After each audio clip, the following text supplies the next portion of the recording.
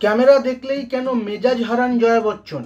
ফটোগ্রাফারদের উপর রুদ্র মূর্তি নিয়ে ওঠা অভিযোগের বিপরীতে তার সহ অভিনেত্রী এবং পর্দার নাতনি অঞ্জলি আনন্দ কেন বললেন লোকে তাকে ভুল বোঝেন? ছবি শিকারীদের দেখলেই মেজাজ হারানো বা কখনো কখনো মেজাজ হারিয়ে দলের কর্মীদের ওপরও রক্তচক্ষু দেখানোর জন্য প্রায়শই সমালোচিত হতে হয়েছে অভিনেত্রী জয়া বচ্চনকে।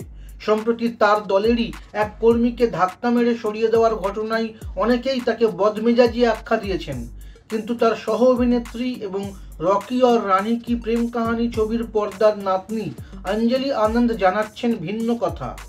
গলু রন্ধওয়া চরিত্রে অভিনয় করা অঞ্জলি আনন্দ, যার বেশিরভাগ দৃশ্য জয়া বচ্চনের সঙ্গেই ছিল, তিনি জয়ার দরাজ প্রশংসা করেছেন। অঞ্জলি জানিয়েছেন, বাইরে জয়ার যে রুক্ষ ভাবমূর্তি, বাস্তবে তিনি নাকি তার 1% নন। অমিতাভ পত্নী এমনিতেই খুব মজার মানুষ।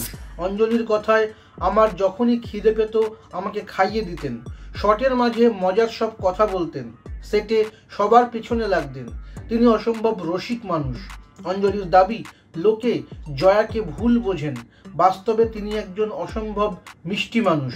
যদিও দুর্গাপূজার অষ্টমীর সকালে আলোকচিত্রীদের দেখে প্রথমে তার মুখ বেজার হলেও পরে অভিনেত্রী কাজলের অনুরোধে হাসি মুখে ছবিও তোলেন জয়া।